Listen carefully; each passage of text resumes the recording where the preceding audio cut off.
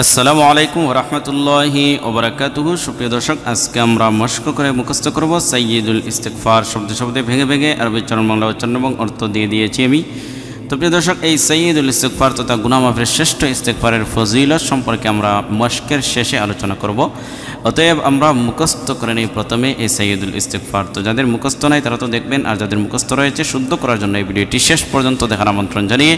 শুরু করছি মশকের ভিডিও। তো লাইক, কমেন্ট এবং শেয়ার করতে ভুলবেন না। চলুন শুরু করা যাক। বিসমিল্লাহির রহমানির রহিম। আল্লাহুম্মা আনতা রাব্বি। পড়েন, আল্লাহুম্মা আনতা রাব্বি লা ইলাহা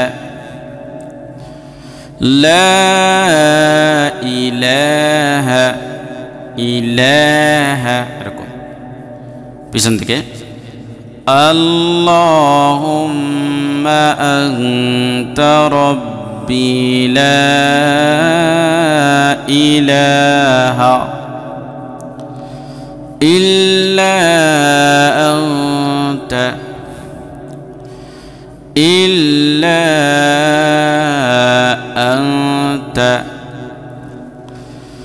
আল্লাহুম্মা আনতা রাব্বি লা ইলাহা ইল্লা আনতা খলাকতানি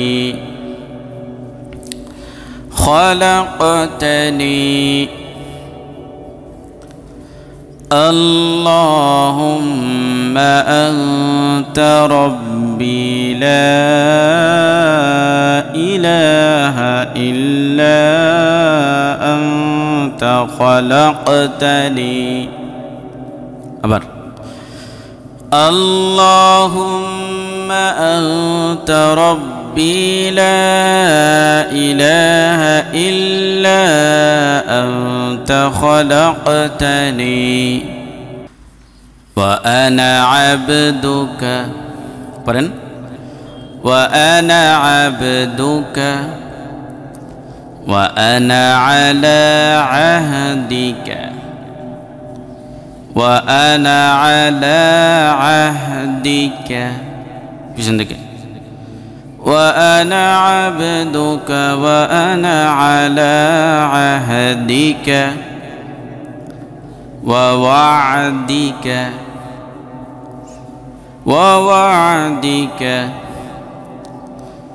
وأنا عبدك وأنا على عهدك ووعدك ما استطعت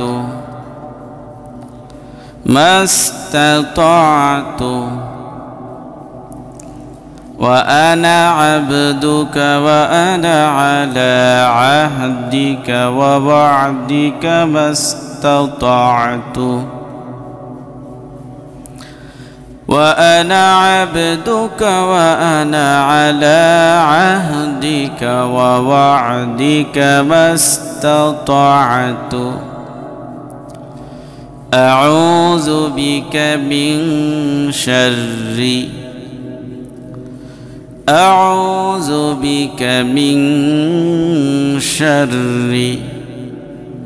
ما صنعت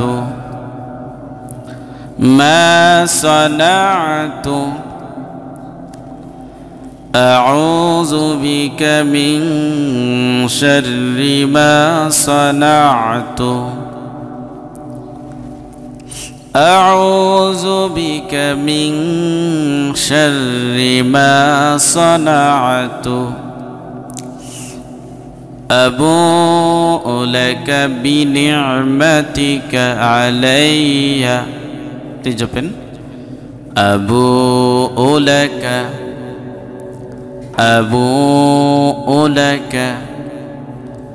بنعمتك علي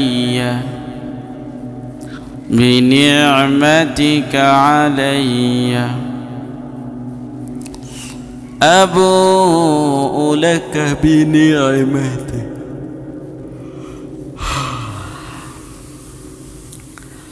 أبوء لك بنعمتك علي وأبوء بذنبي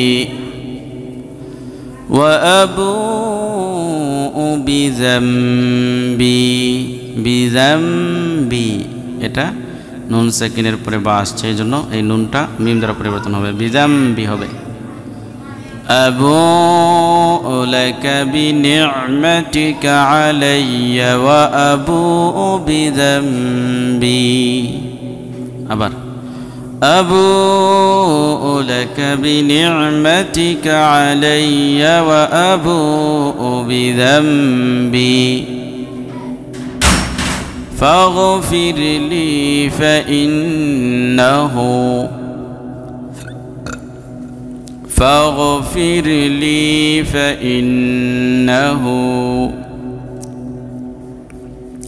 لا يغفر الذنوب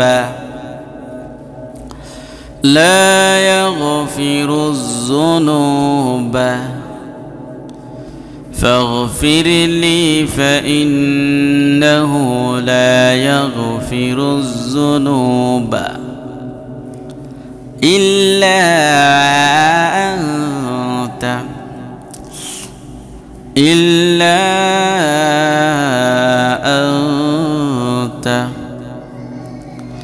فاغفر لي فإنه لا يغفر الذنوب إلا أنت فاغفر لي فإنه لا يغفر الذنوب إلا أنت পুরোটা একসাথে اللهم أنت ربي لا إله إلا أنت خلقتني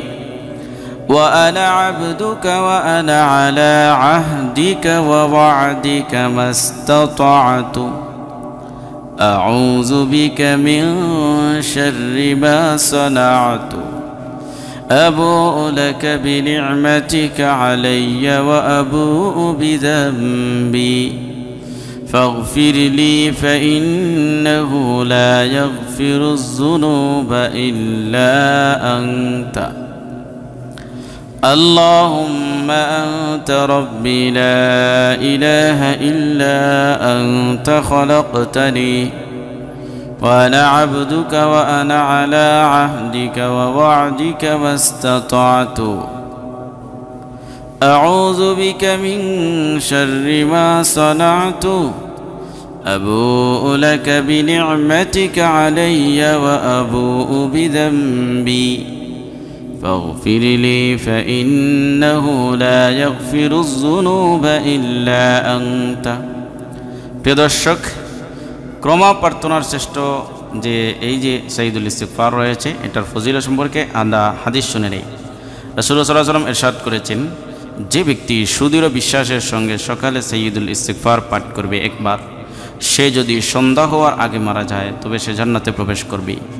আর যে ব্যক্তি সুদৃঢ় বিশ্বাসের সঙ্গে সন্ধ্যায় সাইয়্যিদুল ইস্তিগফার পড়ে সে যদি সকাল হওয়ার আগে মারা যায় তবে জান্নাতে প্রবেশ করবে সুবহানাল্লাহ প্রিয় দর্শক মানে সকাল সন্ধ্যা কেউ যদি সাইয়্যিদুল ইস্তিগফার করে একবার করে পাঠ করে তাহলে সেই ব্যক্তি দিনেও তো বাড়াতে হবে যে কোনো সময় মারা যায় সে জান্নাতে চলে যাবে এই জন্য প্রত্যেক মুসলমান নরনারীর বালিক সকাল সন্ধ্যায় এটা পাঠ করবেন একবার আমরাও পাঠ করার চেষ্টা করব আল্লাহ তাআলা যেন আমাকে আপনাকে তৌফিক দান করেন আমিন আসসালামু আলাইকুম ওয়া রাহমাতুল্লাহি ওয়া বারাকাতুহু